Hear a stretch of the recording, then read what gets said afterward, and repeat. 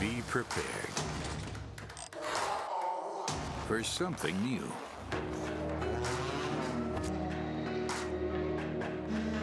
Everyone is different. So are you. Stay straight. No masquerades. Do things that you'll remember. You can push too far, but stay fair. Stay on track. Give it your all. Get to the bottom of things. Decide what's right. Don't believe in what the others do. Find it out for yourself. Be close to it all. Bring your heart along.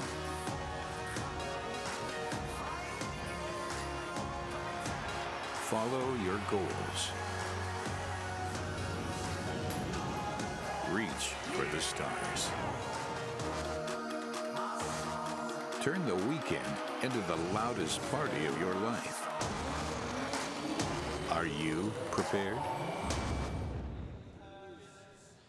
Hello and welcome to the Nürburgring for qualifying for race 14 of the DTM Championship in 2017, where weather conditions here at the Nürburgring are slightly better than we experienced for race 1 here at the Nürburgring. The weather conditions are dry. It's quite chilly, to be honest with you, but crucially, it is dry. There is no rain, and we're looking at the man that was quickest in the free practice 3 session earlier today, Lucas Auer, who, of course, had a fantastic performance yesterday and has brought himself right back into the championship game, along with this man, Matthias Ekström. Matthias Ekström still leading the championship, but it's only a point ahead of Lucas Auer now, and Timo Glock finds himself P6 in the championship currently, and in the BMW awaiting getting this qualifying underway for DTM. Alongside me as we look at Paul di Resta is the racing driver Alex Toril, and Alex, of course, engineers, drivers, everybody has to adapt for different driving conditions today because the track is different. But bear in mind, if you run a wheel off onto the Astro, the artificial grass here, there's still plenty of dampness around, isn't there? Yeah, everything which is outside of the, let's say, between both lines is still some places where are dumps.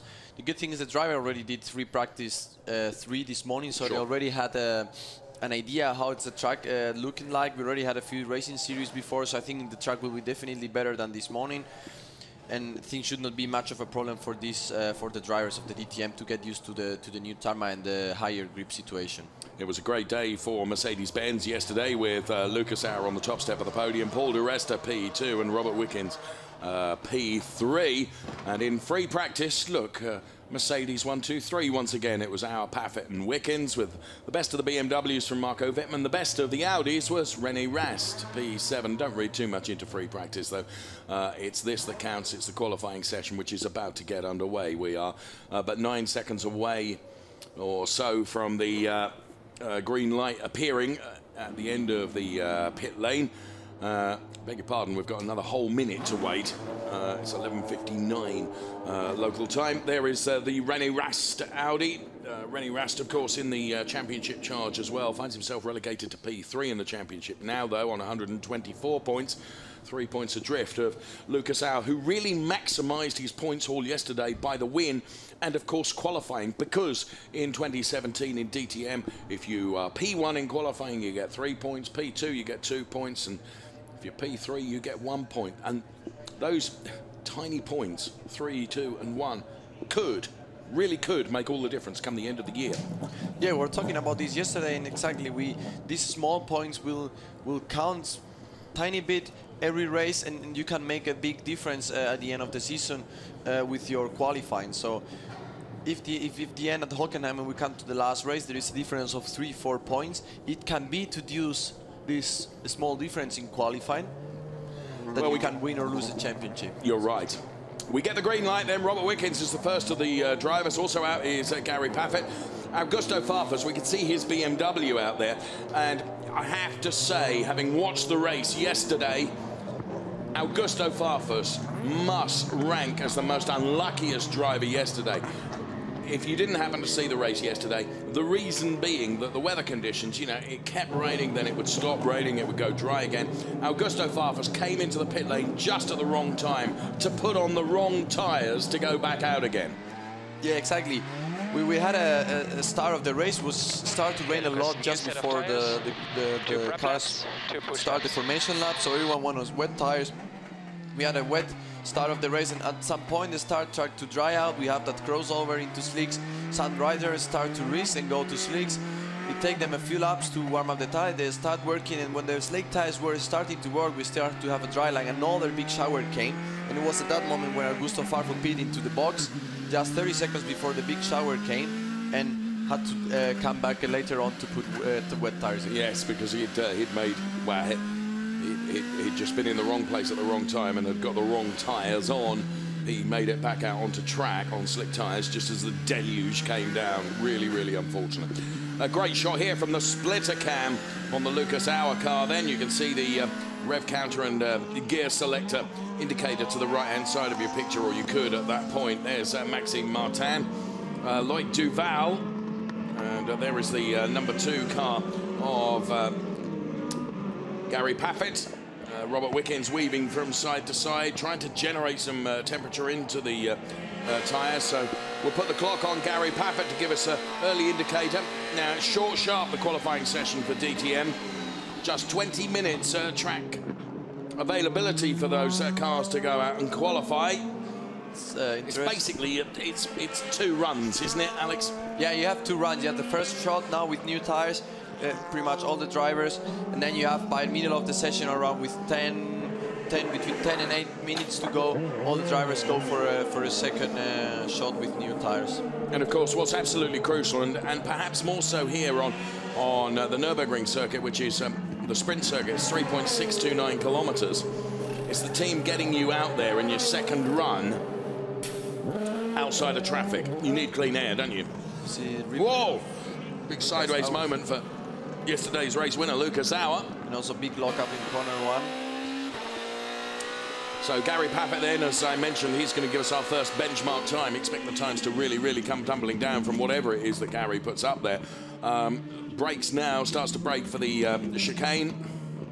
And dives into the chicane, executed absolutely perfectly, as you would expect from the British driver. It's also interesting to see how the Audis came in. They went out for an out lap and then came straight in. I guess they put a new set of tires and made this look called scrap tires, thinking later on the race. Scrap tires. So they don't go straight on new tires. So they have a little bit. They usually work better because they usually they are slightly used and they warm up faster than when you have a full new tire. Yeah, understood. So Paffett at the moment is quickest from Wickens, Farfus to Resta, Martin and Mero Engel. Here comes Lucas Auer then. Of course, buoyed with confidence and feeling really rather good following his victory yesterday. And Lucas Auer crosses the timing line now. He's second fastest, but very early stages of this qualifying session. Jamie Green and Mike Rockenfeller, 2 Audi drivers together here. Jamie Green then weaving from side to side. Again, it's all about temperature into those tyres and getting the max out of them.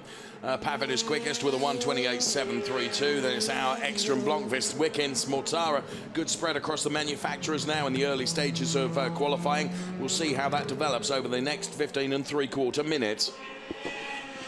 Jamie Green then crosses the timing line and he's fastest at a 1:27.555. That's the first sub 1:28 time. Here comes Augusto Farfus, the unluckiest man in the race yesterday, in my opinion. Showed great pace and will have high hopes for today, one would think. The Brazilian driver rounds the Coca-Cola turn and heads towards the timing beam, which he will break.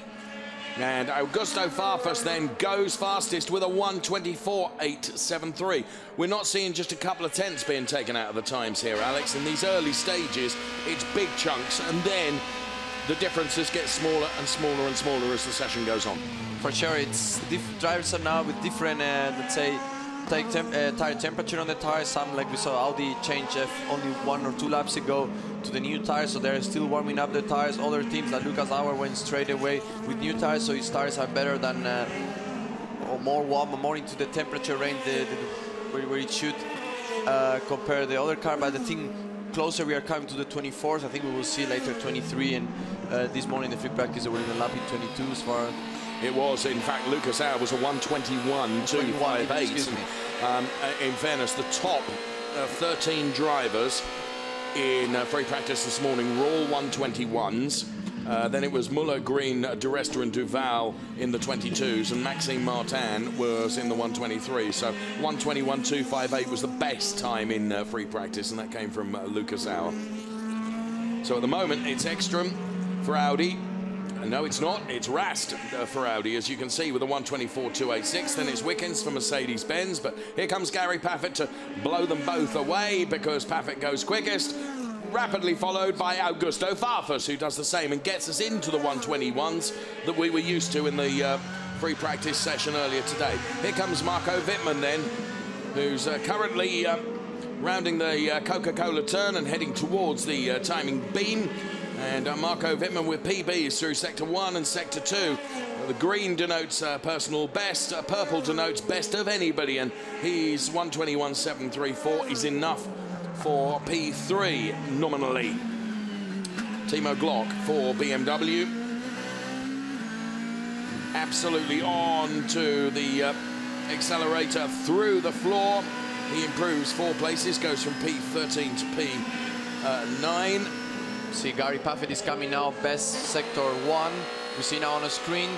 Now, what's he adjusting there? He's adjusting at the brake balance of the car. So I wish that's the difference between front and back. Yeah, exactly. So he was turning the wheel to the right, so it was adjusting. Depends on the car. Some cars are one way or the other, but usually when you turn to the right, the clockwise, it's putting more brake bars to the front. Okay. So he must be having some lockup in the rear, or feeling the rear is a bit loose, so then he was putting some more brake bars into the front. So when he does 1:21.492, just 1/10 behind the time of Augusto Farfus. And Wittmann doing the same, adjusting his brake balance there. It's sometimes known as brake bias as well. It's the difference between it's the braking efficiency from front to back, isn't it? Where you load it a bit more front or back. And actually, it's not only the car's behavior, it's sometimes driving style as well. Different drivers have preferences, don't they? I have, for example, as a driver, I have more the preference to go with a little bit more rear locking rather than front locking. Other driver hates when the rear is moving. We see now Timo Glock on the screen, coming with really good Sector 1 and Sector 2. Best overall. So Timo Glock then with a P16 that goes to P1, a 1:21.226. So you're one of those drivers that prefers to have oversteer rather than understeer. Definitely. But understeer is when the front of the car is pushing on and not quite getting into the corner the way you would want. Oversteer is when you lose the back end of the car a little bit.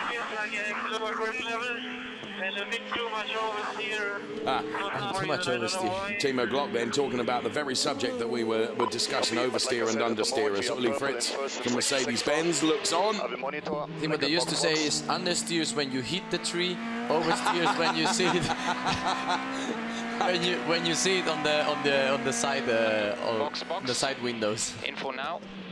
So Lucas Auer being told box. I'm not sure. I don't have rear support. I just don't have enough rear support as usual. So also complain a bit of oversteer. I would be very pleased for that. But again, just not enough rear support for the new tires. Not enough rear support. So that means that the back end is a little bit loose, Alex. Could be. We see now the replay. Maybe we see some power oversteer. Yeah, we see it exactly. And that is some power oversteer, slide, isn't it? Power slide we will call. So yeah, drivers complain a little about the oversteer. Maybe they will do some adjustment on the anti-roll bars. Every driver, we're seeing it more than ever before, really adjusting that brake bias, aren't they? Yeah, the track conditions are changing. It's more and more grippy, so they are adjusting the brake bias. We saw in this situation he was going with the brake bias more towards the rear. Copy, Rocky. Copy. You are improving Sector 1 by 2/10. Box in this lap. So Mike Rockefeller being told to box in this lap. So it's BMWs at the moment, Glock and Farfus P1 and P2, then it's Paffett P3, then it's Wittmann. Best of the Audis is Jamie Green, who is a P5 in the pit lane. Gary Paffett, Mike Rockenfeller. And Timo Glock, his car in the garage, as you can see.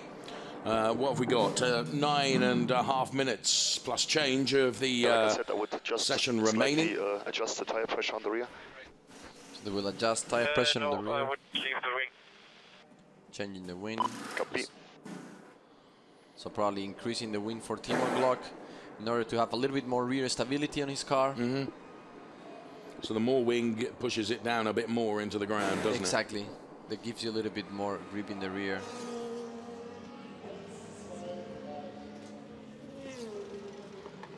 Yeah, so in replay then, Timo Glock over the... Will you give you a bit more rear support with tire pressures? Tire pressures. Do you want 1 degree of rear wing? So hour on the team radio. It's really interesting, Alex, when you listen to all these engineers and the communication you have as a driver with your engineer as well. And something that we talk about a lot in motor racing is that relationship that you have. It's critical, isn't it? Yeah, it's extremely important. It's really important to have a good communication and good feeling with your engineer. And also, an engineer must understand your driving style, like you were talking before, must understand how you like the car. Because as you said, there are drivers who likes more understeer and cannot couple with oversteer. There are drivers that likes more to have an oversteer car, but a car which is rotating really well in the corner. So it depends a little bit from driver to driver. May I just say, we do not have one car on track. No, everyone came in, do the adjustment. They're pretty confident, 8 minutes to go, track is dry, sun is shining, so... But I think some cars will start to go out soon. Yeah. See, Lucas Auer, for example, now getting ready, probably putting his... And those that go out sooner rather, they stand perhaps less chance of being mired in traffic because they can bank early laps in the second part of the session, can't they? Yeah, you see now the mechanics cleaning the rubber out of the box, adjusting the pressures. And it's so sophisticated and it's Mike, so technical. we want to go to the end, so we are aggressive on the timing. Some great shots, and this is Tom Blomqvist, and that's 1 Augusto minute and then Farfus. we go out. So Mike Rockenfeller being told 1 minute, and then he will be out. And we're on board the Mike Rockenfeller car right now, and there you can see that bright brake bias wheel that's in the middle of the car, and you can see which way goes for front and which way goes for rear, and that just sending the brake power from one to the other. It actually looks like there's a little gauge there, a pressure gauge in the middle of that, Alex. Yeah, must be let's see, analogic brake bars. Yeah, we have so many digitals. Everything. I agree. That's an analog one, isn't it? It's an analog one, and to probably take the brake parts of the brake balance. Big rush now as everyone goes out.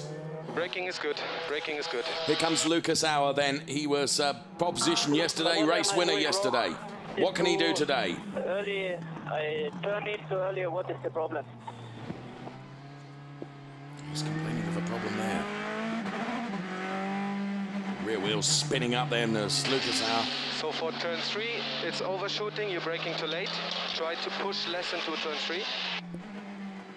So we hear the engineer saying overshooting corner 3. It means the driver, it's overdriving the car, is pushing too much, is pushing the limit of the car too much. Yeah. And he's, instead of winning time, he's losing. the opposite, is losing time. And you can tell all this from the data that is sent back, can't you? The engineer can see that. For sure, he can see the speed you're carrying on, how much you lose on the apex and how late you go on the power, and together this with the steering wheel angle and all made this car have a lot of sensor, G-force, damper sensor, this everything will tell the engineer if the driver is driving properly or improperly, and this will make the difference. So actually for us, for the driver, Lucas, even 5 meters later. There you go. It's telling the same, it's telling him the data where he needs to brake. It's like go later, brake earlier. So it's helping him to improve a little bit tiny details he can, so he can put the lap close the lap now. So for us today, for the driver, it's really hard to lie. Yeah, you can't get away with it. You cannot get. The engineer sees everything. They have video. They have big lockup for Lucas. And this, We have along a this, very good gap. here at Nürburgring, look at the front end of that car bouncing. Yeah, cold tires, out of the box. Try to maybe go a little bit harder than normal on the brake for the first lap, for the out lap, and lock the front tire, front right tire. So I was saying, it's really hard for us, for the driver, to rely on our engineers. They say everything today. They have everything under control. So, the way it looks at the moment then, with 4.5 minutes of this session remaining, Timo Glock is quickest, Augusto Farfus is P2. Then it's Paffett Wickens, Paffett Wittmann, Green, Duresta, Rast, Auer, Spengler, Blomqvist, Ekstrom, Engel, Rockefeller, Wickens, Martin, Mortara, Duval, and Nico Muller. We're watching Gary Paffett now. Previously, P3 is out for his final runs then in the number 2 Mercedes-Benz. So Gary Paffett, the British star then, and he was second quickest in the free practice session earlier today. Fires up that Mercedes-Benz through the back straight, down past the paddock. Heavy braking for the chicane where you climb uphill. And there the team watch on to analyse, as Alex has said, alongside us. They have not only the screens available to them and the timing screens, but also every single bit of data is being sent back from the car to analyse the performance of the car and analyse the performance of the driver as well. So Gary Paffett is third fastest currently. We put the clock on him now. So brakes going into turn 1. You're running downhill. You really come back on yourself. It's almost like a hairpin. Then it's into turn number 2. The left-hander. Right to the outside. And then ducking back in to just kiss the apex before swinging the steering lock in the opposite direction. So Gary Paffett, one of the masters of the Nürburgring, he's probably done so many laps here. Interesting to find out just how many. I'm sure even he doesn't know just how many laps he will have gone around this Nürburgring circuit. 41.458 for Timo Glock in that sector, who is, of course, quickest overall with that 1:21.226. So Gary Paffett not troubling that at the moment. Here is Timo Glock. All of the DTM drivers deploying the left foot braking technique, which means that you keep your right foot on the throttle and then you use your left foot for braking, Alex, yes? Yeah, exactly. Many of the drivers said 80% of the driver also now the new school, let's say, from the 2000 and let's say late 90s, we all brake with the left foot because most of these cars you don't need to press the clutch to go down the gears. So we also have many of us, we have the school of karting. In karting you have two pedals. With the right you go on the accelerator, with the left you go on the brake. Yes. So we keep doing this when we also step on into single seaters, and here mainly most of the drivers in DTM, I think probably all are left foot brakers. Look at the stack of cars now, and this is the problem when you get to the final stages of qualifying. It's traffic. Alex, we've got 1 minute and 30 seconds as near as damn it left in this qualifying session, and there are so many cars out there on track. The opportunity to find that clean air. Look at this. Timo Glock has got 1, 2, 3, 4 cars ahead of him. Push for 2 laps, push. Yeah, and now everyone needs to push because we have 1 minute to go. So either you push or you cannot start playing with the traffic. You'll recall at Zandvoort, of course, Timo Glock felt that he'd been blocked by Eduardo Mortara, and then there was all sorts of a skirmish. You'll recall that. Well, this is the reason why, because every car is out there on track. Here comes Gary Paffett then, P3 at the moment. We've got the clock running on Gary Paffett as he heads to break the timing beam. And it's a 1:21.408. Tom Blomqvist has done better than anyone through Sector 1, a PB in Sector 2, P11.2, P1 for Tom Blomqvist, 1:21.135. Yeah, it's in a really good track position now with clear air. We see Paul Di Resta coming just straight behind. I think will not be enough for P1. But it's enough for P3. And those that cross the timing line before the checkered flag comes out to end the session means that they can do another lap. Here comes Marco Wittmann. P7 to P1, look at that, and he did it in the final 2 sectors. Are we going to get a sub 1:21 time, do you think? Still looking at the screen. We see quite a few green sectors, but no purple, almost no purple at the moment. Lucas Auer coming a really good sector 1.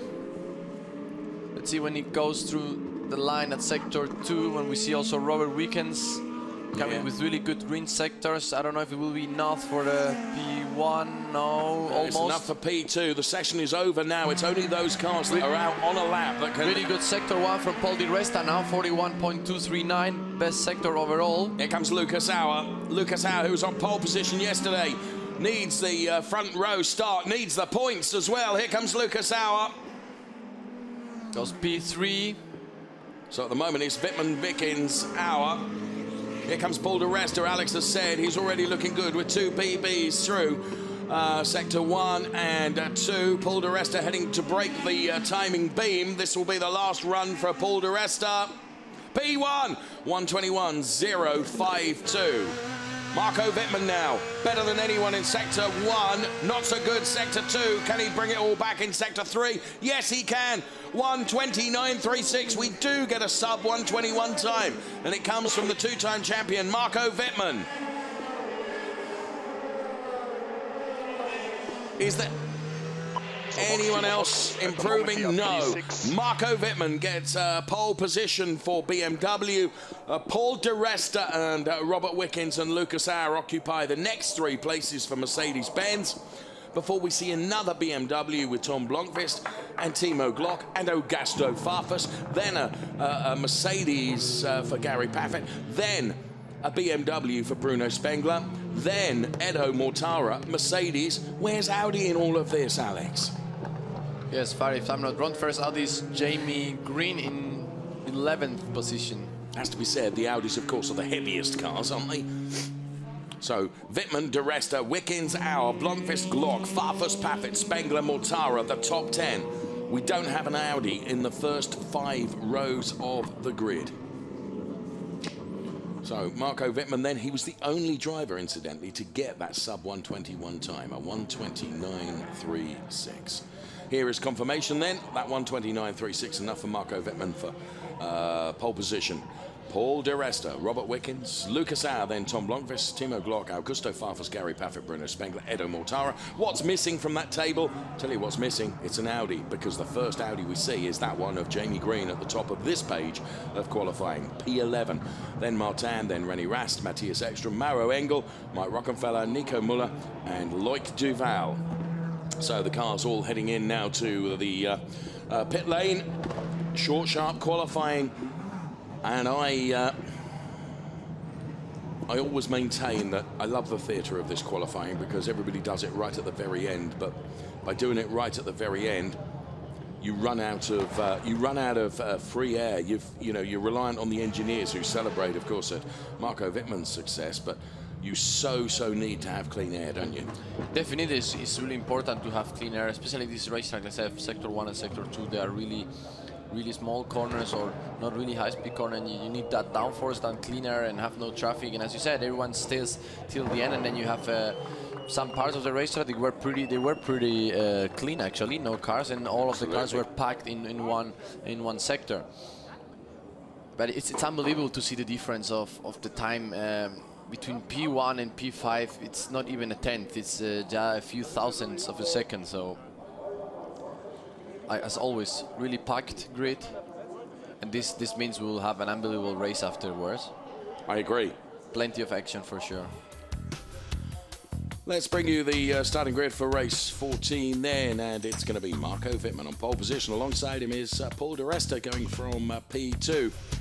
It's Robert Wickens at P3, and yesterday's race winner and pole sitter Lucas Auer will be going from P4 on the grid. Tom Blomqvist and Timo Glock, 2 BMWs together on the 3rd row.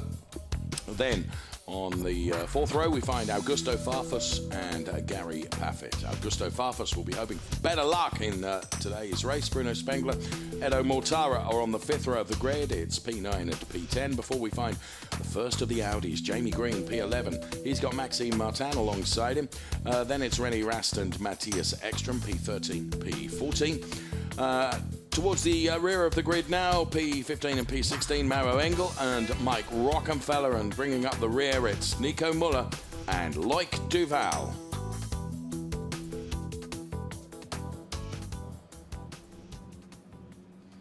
So the thumbs up then from the two-time champion, Marco Wittmann, who's put himself into a very, very good position for the race to come, because he will be starting from pole position. So super slow-mo of him celebrating that fact. There we can see Paul di Resta being interviewed as he walks down the away from being weighed. Lucas Auer with his crash helmet off, also in conversation as well, and take a look at some of the cars in that qualifying session. Some of these fantastic slow-mos. Matthias Ekstrom in the Audi, and right behind him is the car of Nico Müller. And there the hand gesture from Matthias Ekstrom, who of course goes into the race leading the championship, but bear in mind is P14. So there we have it then. Here comes the top three. It's Robert Wickens, who is 1:21.121 time during qualifying, banked him P3 on the grid. It was Mercedes for P2 as well on the grid for the race to come later today. It's Paul di Resta, his 1:21.052, enough for giving him a front row start. Paul di Resta goes from P2. But it was the two-time champion Marco Wittmann for BMW that was the only driver that submitted a sub 1:21 time. It was a 1:29.36 for Marco Wittmann, and that gives him pole position for the race to come later today.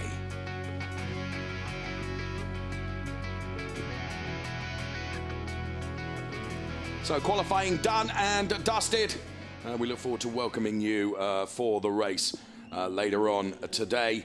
Sure to be a good one, as Maxime Martin and Matthias Ekstrom having a heated conversation, and Augusto Farfus and Mike Rockenfeller are walking up the pit lane. So from us here in the commentary booth for qualifying, make sure you join us please for race 2 this afternoon.